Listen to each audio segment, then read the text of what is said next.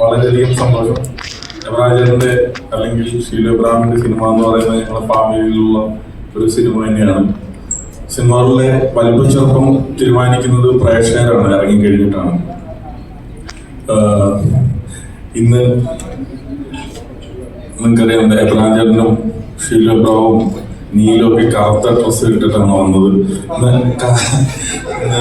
എബ്രാജേട്ടന്റെ birthday ആണ്. അവരത് ഒരു കരിദിനമായിട്ടാണത് പുള്ളി മാത്രമല്ല.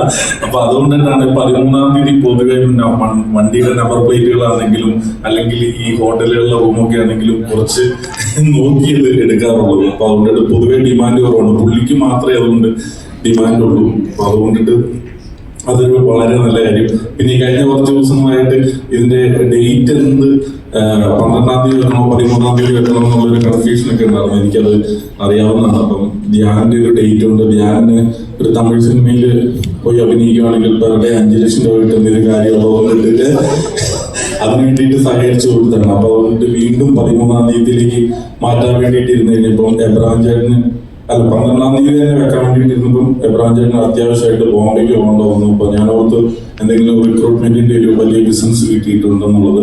അതല്ല, അപ്പൊ അവിടെ നിന്ന് മകള് വിളിച്ചു വന്നത് ഇപ്പൊ പുതിയതായിട്ട് കയറിയ താമസത്തിന് വേണ്ടിയിട്ട് കയറിയ ഫ്ലാറ്റിലൂടെ എലി കയറിയിട്ടുണ്ട്.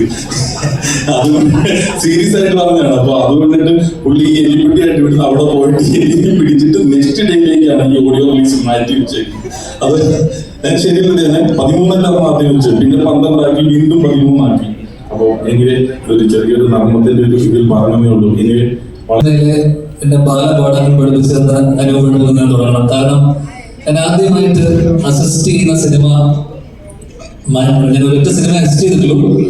മാമന്റെ കൂടെ 916 എന്ന് പറയുന്ന സിനിമയിലാണ് ഞാൻ അസിസ്റ്റ് ചെയ്യുന്നത്. അപ്പൊ ഞാൻ ആദ്യമായിട്ട് കാണുന്ന ഒരു സ്റ്റാർ എന്ന് പറയുന്നത് അനൂപേട്ടനാണ്. അന്ന് അനൂപേട്ടൻ എനിക്ക് തോന്നുന്നു ഏറ്റവും തിരക്കുള്ള സമയം. കാരണം അനൂപേട്ടൻ ആ സമയത്ത് കഥ എഴുതുന്നുണ്ട്, അഭിനയിക്കുന്നുണ്ട്, അതോടൊപ്പം തന്നെ satellite business plus full business. അനൂപേട്ടനാണ് എന്റെ അറിവിൽ അന്നത്തെ കിങ് മേക്കർ എന്നൊക്കെ പറയുള്ളൂ. കാരണം എന്റെ തോളത്ത് ചാരി വെച്ചിട്ട് അനൂപേട്ടൻ എഴുതിയൊരു സ്ക്രിപ്റ്റ് ഉണ്ട് ആ ഷൂട്ടിനിടയിൽ. കാരണം ഇടക്കിടെ കെട്ടി 2-3 പേപ്പർ വാങ്ങിക്കും, ചെരിഞ്ഞ് നിൽക്കടാ, കുനിഞ്ഞ് നിൽക്കടാ എന്ന് പറയും. അങ്ങനെ ഞാൻ കുനിഞ്ഞ് നിന്ന് കൊടുത്ത്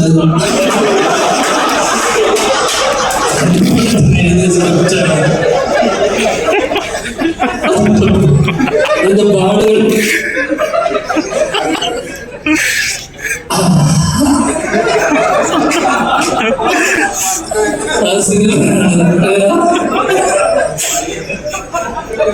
അതിന്റെ ഓർമ്മ മറന്നോ? ആ സിനിമയാണ് ഡേവിഡ് ആൻഡ് ഗോളിയാത്ത്.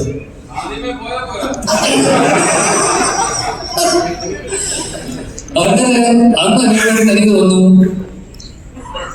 ഇത് എത്രത്തോളം സത്യമാണെന്ന് അറിയില്ല. പക്ഷെ ഞാൻ ഇപ്പോഴും വിശ്വസിക്കുന്നത്, കാരണം ലാൽ സാറിനെക്കാളും മമ്മൂക്കയെക്കാളും അന്ന് ഏറ്റവും ശമ്പളം വാങ്ങിച്ചിരുന്ന നടൻ അനൂപ് മേനോനാണ്. സത്യമല്ലേ? സത്യം ഇപ്പോഴും അങ്ങനെ തന്നെയാണ്. കാരണം അനൂപേട്ടൻ അന്നൊരു പാക്കേജ് ആയിരുന്നു എന്റെ അറിവിൽ. കാരണം റൈറ്റിംഗ് പ്ലസ് ലൈക്ക് ബാക്കിലുള്ള ഡയറക്ഷൻ പ്ലസ് അഭിനയം പ്ലസ് സാറ്റലൈറ്റ് ബിസിനസ് എല്ലാം അനുഭവപ്പെട്ടാണ് നോക്കിക്കോളും. കാരണം എനിക്ക് ഡേവിഡ് ഗോളിയത്തിന്റെ കാര്യം അനുഭവപ്പെട്ടോട് പറഞ്ഞിട്ടുണ്ട്. കാരണം ആ സിനിമ ചെറിയൊരു ബജറ്റിൽ ഉണ്ടാക്കുന്നു, അതിന്റെ ഇരട്ടി തുകയ്ക്ക് വിൽക്കുന്നു. അങ്ങനെ അന്ന് ഏറ്റവും സക്സസ്ഫുൾ ആയിട്ട് ഈ ബിസിനസ് അല്ലെങ്കിൽ അന്നത്തെ ബിസിനസിനെ മനസ്സിലാക്കി. കാരണം ഇതൊക്കെയാണ് ഞാൻ പഠിച്ച ബാലപാഠങ്ങൾ. അപ്പൊ ഇതിന്റെ സെറ്റിൽ വന്നപ്പോ എന്നോട് അന്ന് പറഞ്ഞൊരു കാര്യമുണ്ട്, നീ എന്ത് ചെയ്യുന്നുണ്ടോ? ഞാൻ പറഞ്ഞു അനുവിന്റെ പാത പിന്തുടരുന്നു. കാരണം അപ്പൊ അനുവിനോട് പറഞ്ഞ കാര്യം വെച്ച് കഴിഞ്ഞാൽ, ഉള്ള സമയത്ത് നമ്മൾ ആ സമയം വെച്ച് കഴിഞ്ഞാൽ കാടടച്ച് വെടിവെക്കുക, അതിൽ 1-2 കൊള്ളു. ആ കൊണ്ട് കണ്ടു കഴിഞ്ഞിട്ടും അതൊരു നടനെ സംബന്ധിച്ചിടത്തോളം പിന്നീട് ഒരു 10 സിനിമകൾ കിട്ടും. അപ്പൊ ഈ പാഠങ്ങളാണ് ഞാൻ അന്ധകാലത്തോട്ട് ഇന്നേ ദിവസം വരെ ഞാൻ അപ്ലൈ ചെയ്യുന്ന കാര്യം. അനൂപ് മേനോൻ എന്ന് പറയുന്നത് അവരെ ഫോളോ ചെയ്ത് വരികയാണ്. സത്യം. രണ്ടാമത്തത് അബാബ് മൂവീസ്. അനുപേട്ടനോട് ഒരുമിച്ചൊരു സിനിമ ചെയ്യാൻ പറ്റുക എന്ന് പറയുന്നത് ഒരുപാട് ഇങ്ങനൊരു അബാബിന്റെ ബാനറിൽ സിനിമ ചെയ്യാൻ പറ്റുന്നത് ഒരുപാട് സന്തോഷം. രണ്ടാമത്തെ കാര്യം എബ്രഹാം ചേട്ടനെ പറ്റി പറയണം. കാരണം ഇതേ ബിസിനസ്, ഈ ബിസിനസ് കഴിഞ്ഞ എത്രയോ സിനിമകളായിട്ട് നമ്മള് 2 സിനിമകൾ 13 സിനിമകൾ സക്സസ്ഫുള്ളി ബിസിനസ് ചെയ്യുകയും ലാസ്റ്റ് 2 സിനിമകളും ബിസിനസ് ചെയ്തു. പക്ഷെ അതിൽ ചെറിയ നഷ്ടമൊന്നും ചേച്ചി പല ഇന്റർവ്യൂവിലും പറഞ്ഞതുകൊണ്ട് ഞാൻ അതിനെ കൂട്ടിച്ചേർത്ത് പറയാണ്. നെറ്റ്ഫ്ലിക്സിന് വില പറഞ്ഞിരിക്കുകയാണ് ഇപ്പോ എബ്രഹാം ചേട്ടൻ. എന്നിട്ട് ആ നെറ്റ്ഫ്ലിക്സ് തന്നെ പുള്ളിയുടെ പണം പിടിക്കും. കാരണം 100 സിനിമ കൂട്ടിയാലും അല്ലെങ്കിൽ 121 സിനിമ കൂട്ടിയാലും 151 സിനിമ അബാം മൂവീസ് ചെയ്യും. അതാണ് അവർക്ക് സിനിമയോടുള്ള പാഷൻ, സിനിമയോടുള്ള ഇഷ്ടം. അല്ലാതെ ലിസ്റ്റിംഗ് സ്റ്റീഫനെ പോലെ കച്ചവട ബുദ്ധി മാത്രം കണ്ടുകൊണ്ട് സിനിമയെ അപ്രോച്ച് ചെയ്യുന്ന ഒരു മാനമല്ല അബാം മൂവീസ്. കാരണം അബാം മൂവീസിന്റെ ബാനറിൽ കഥ കേൾക്കുന്നത് പലപ്പോഴും ഷീൽ ചേച്ചിയും എബ്രഹാം ചേട്ടനാണ്. പക്ഷെ ലിസ്റ്റിംഗ് സ്റ്റീഫന്റെ ബാനറിൽ കഥ കേൾക്കുന്നതും ലിസ്റ്റിംഗ് സ്റ്റീഫൻ അല്ല. ഓൾ ടൈം എക്സെപ്ഷൻ ആണ് തന്നിരിക്കുന്നത്. ഇവൻ അസിസ്റ്റന്റ് ഡയറക്ടറായ സെറ്റിൽ ഒരാൾ വന്നിട്ടുണ്ടെങ്കിൽ അവന് നായകനാവണ്ട, അവൻ അസിസ്റ്റന്റ് ഡയറക്ടർ ആയാൽ മതി. കാരണം ഇവൻ അന്ന് അവിടെ നിന്റെ ഭാഷ തന്നെ കടമെടുത്ത് പറയുന്ന അവരാധിച്ച പോലെ ഒരു അസിസ്റ്റന്റ് ഡയറക്ടറും മലയാള സിനിമാ ചരിത്രത്തിൽ ചെയ്തിട്ടില്ല. ഞാൻ വന്ന ശേഷം മാത്രമേ ഇവൻ വരൂ.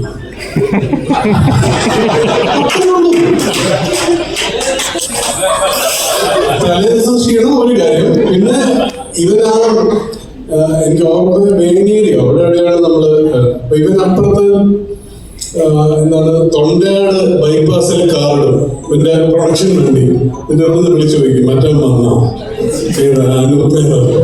അപ്പൊ അവിടുന്ന് ആ വന്നെന്ന് പറഞ്ഞാൽ വരും.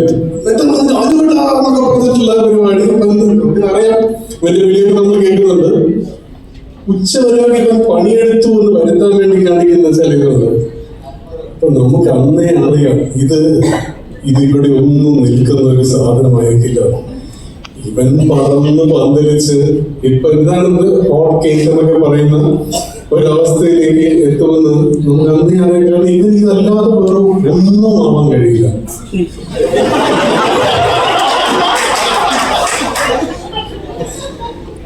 പക്ഷെ എന്തൊക്കെയായാലും ഇതിനടുത്ത് എനിക്കിട്ട പണിതിരുവെന്നുകൊണ്ടും അതല്ലാതെ എനിക്ക് ഒരുപാട് ഇഷ്ടമുള്ള നിങ്ങളെ പോലെ ഒരുപാട് ഇഷ്ടമുള്ള ഒരു ആക്ടറാണ് ഞാൻ.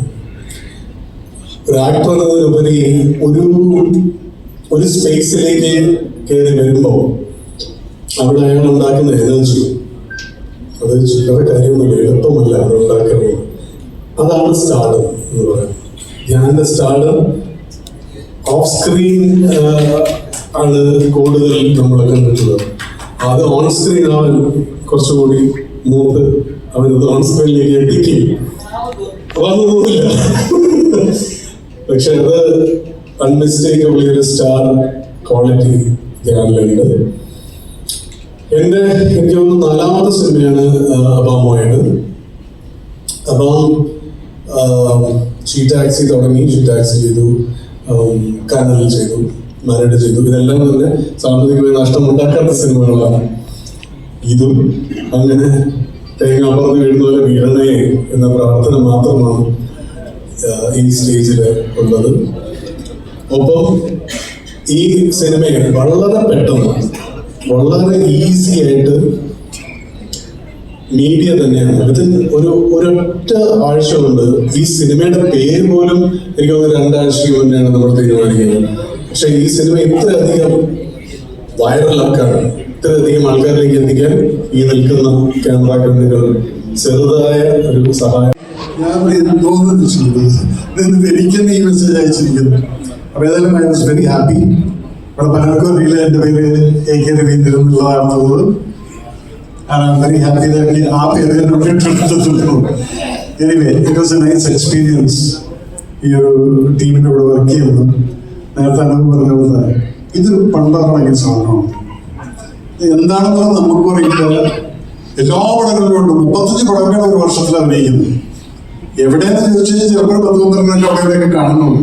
But his presence is a very very positive. ഞാൻ ഇവരെ കൊച്ചുനാൾ തൊട്ട് കാണുന്നതാണ്. വീട്ടിൽ വന്നിരുന്നിട്ട് കഞ്ഞി കുടിച്ചുകൊണ്ടിട്ട് ഇവിടെ മുമ്പിലിരിക്കുന്ന ഒരു ധ്യാനം എനിക്കറിയാം, മദ്രാസ്.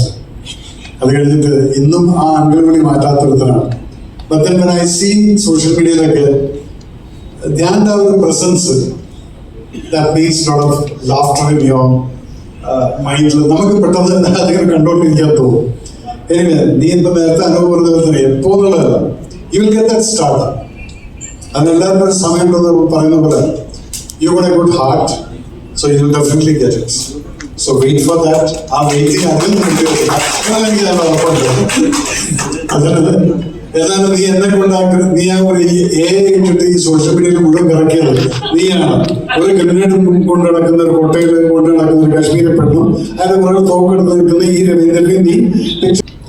ഞാനിപ്പോ ആക്ച്വലി എയറിൽ നിന്ന് ഇപ്പൊ താഴെ വന്നേ ഉള്ളൂ. അപ്പൊ ഇനി അതിനെ പറ്റിയിട്ട് ഇനി സംസാരിച്ച് വീണ്ടും ഇനി ഒരു എയറിലേക്ക് പോകാൻ താല്പര്യമില്ല. കാരണം 4 ദിവസമുള്ള സിനിമ ഇറങ്ങാൻ. അപ്പൊ എനിക്ക് ഇവിടെ തന്നെ ഭൂമിയിൽ തന്നെ നിൽക്കണമെന്നാണ് താല്പര്യം. ഇതൊരു കൊച്ചു സിനിമയാണ്. ഞാൻ ഒരു അവകാശവാദങ്ങളും ഉന്നയിക്കുന്നില്ല. ഇതിന് മുൻപ് ഇറങ്ങിയ ഒരു സിനിമയെ പറ്റി ഞാൻ വാനോളം പുകഴ്ത്തിയിട്ടുണ്ടായിരുന്നു.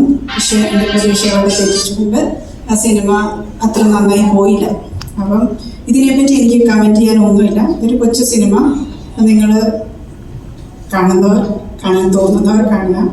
അതിനപ്പുറത്തേക്ക് എനിക്ക് റിക്വസ്റ്റ് ചെയ്യാനും ഇല്ല ഒന്നുമില്ല. കാരണം സിനിമ എന്ന് പറയുന്നത് പ്രേക്ഷകൻ്റെ കയ്യിലാണ്. അപ്പം ഞാൻ പറയുന്നതുകൊണ്ട് പോയിട്ട് ഒരു സിനിമ കാണണമെന്നില്ല. അപ്പം നിങ്ങൾക്ക് കാണാൻ തോന്നുന്നുണ്ടെങ്കിൽ കാണുക. ഇഷ്ടമാണെങ്കിൽ ഇഷ്ടമാണെന്ന് പറയാം, അല്ലെങ്കിൽ അല്ല എന്ന് പറയാം.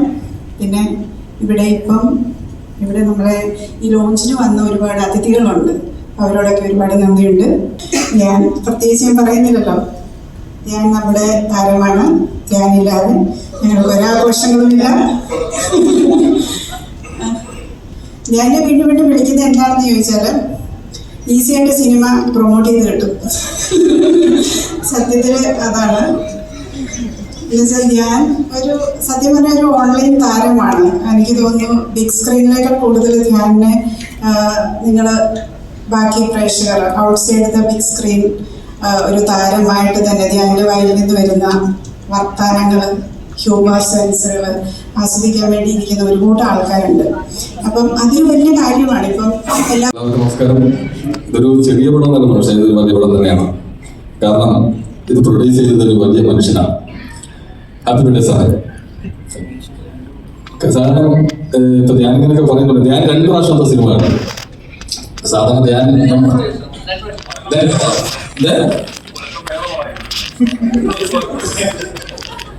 അപ്പൊ എന്തായാലും ഈ പടത്തില് മനോജ് പാലോടാണ് ഡയറക്ടർ ചെയ്തിരിക്കുന്നത്. നമ്മളെ സജി സുരേന്ദ്രന്റെ അസോസിയേറ്റ് ആയിരുന്നു. ഒരുപാട് കാലം കൊണ്ട് അറിയാവുന്ന ഒരു ഡയറക്ടറാണ്. അപ്പോൾ ഇതിനകത്ത് നല്ലൊരു വേഷം എനിക്ക് തന്നു. അനുവേട്ടന്റെ സുഹൃത്തായിട്ട് തന്നെ. ഏറ്റവും വലിയ സന്തോഷം എന്ന് പറഞ്ഞാൽ ധ്യാനായിട്ട് എനിക്ക് കോമ്പിനേഷൻ ആയിരുന്നു. അതാണ് എൻ്റെ ഏറ്റവും വലിയ സന്തോഷം. കാരണം അവൻ അവിടെ നശിപ്പിച്ചു. ഞാൻ അവനോട് കൂടിയിട്ടില്ല. ഇപ്പൊ എന്റെ ചെറിയൊരു ഫാമിലി ഇഷ്യൂസ് ഒക്കെ അവൻ എല്ലാം കണ്ടിട്ടുണ്ടാവും. എന്താ അത് ഞാൻ അത് പറഞ്ഞില്ലല്ലോ.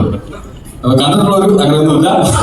അപ്പൊ എല്ലാവിധ ഭാവങ്ങളും രവീന്ദ്ര അണിയവിടെ എന്ന സിനിമ. കാരണം ഇപ്പൊ ഹരിഹരൻ സാറ്, ശങ്കർമാനൻ സാർ ഇതൊക്കെ പാടിയ സിനിമയാണ്. നല്ലൊരു മൂവി ആയിരിക്കും എന്ന് വിശ്വസിക്കുന്നു. അല്ലെങ്കിൽ അത് ഇത്രയും നിങ്ങളെ മുഴുവൻ കഷ്ടപ്പെട്ട് എടുക്കണമെന്ന് പറയുന്നത് വളരെ സന്തോഷത്തോടുകൂടിയാണ്, അഭിമാനത്തോടുകൂടിയാണ് നിൽക്കുന്നത്. ഇതിനു മുമ്പ് ബാഡ് ബോയ്സാണ് ഞാൻ ചെയ്തത്. അപ്പോൾ അന്ന് മുതൽ ഇന്ന് വരെയുള്ള സൗഹൃദമാണ് ഷീക്കൂസായിട്ട്.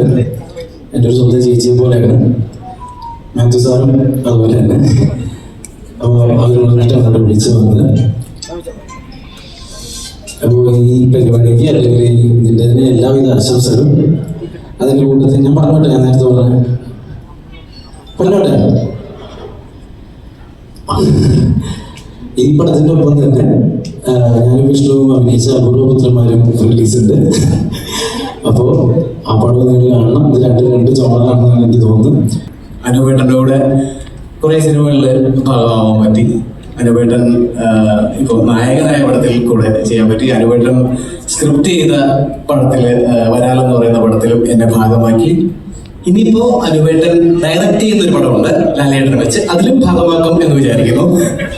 ആക്കില്ലേ? ആക്കരുത്, ആക്കണേ.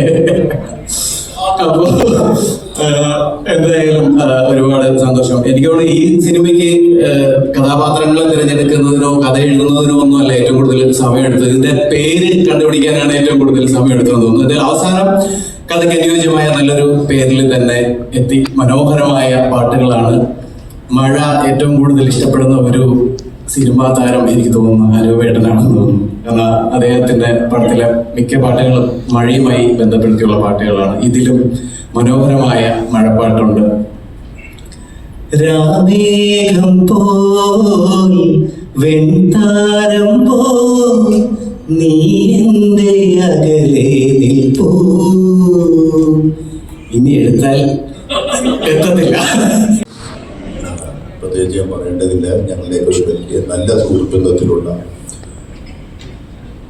ഒരു ഫാമിലി ആയിട്ട് ഒരുമിച്ച് ഞങ്ങൾ മൂവ് ചെയ്യുന്ന ആൾക്കാരാണ്.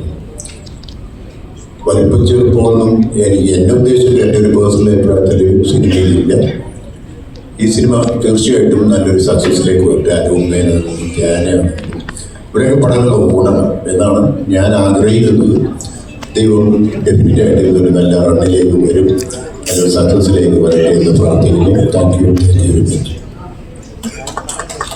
Thank you sir. എല്ലാവർക്കും നമസ്കാരം. ചേട്ടാ ഹാപ്പി ബർത്ത്ഡേ. ഒരുപാട് സന്തോഷമുണ്ട്. അനുവേട്ടൻ നായകനാവുന്ന സിനിമ, ഷിലിജിയുടെ പോലുള്ള സിനിമ. രാമചേട്ടൻ ഞങ്ങൾ ആക്ച്വലി അയക്കാനാണ്. ഞങ്ങൾ അടുത്തടുത്ത വീട്ടിലാണ് താമസിക്കുന്നത്. ഇപ്പോൾ ഇവരവിടെ കാണുന്നില്ല. എനിക്ക് വീട് ഇട്ടെന്നാണ് തോന്നുന്നത്. അപ്പോൾ അത് കാരണം അതിൻ്റെ യാഥാർത്ഥ്യം എനിക്ക് അറിയാത്തതുകൊണ്ട് എനിക്കിപ്പോൾ കാണാൻ പറ്റാറില്ല. പിന്നെ മനോജ് വളരെ അടുത്ത സുഹൃത്താണ്. മനോജിന് നല്ല സെൻസ് ഓഫ് ഹ്യൂമർ ഉള്ള ഒരാളാണ്. മനോജിന്റെ സിനിമ ഏറ്റവും രസകരമായ സിനിമ തന്നെയായിരിക്കും. ഞാൻ കണ്ടു. വിഷ്വൽസ് ഒക്കെ വളരെ നന്നായിട്ടുണ്ട്. അദ്ദേഹം തമ്മിലും അതിൻ്റെ എന്തായാലും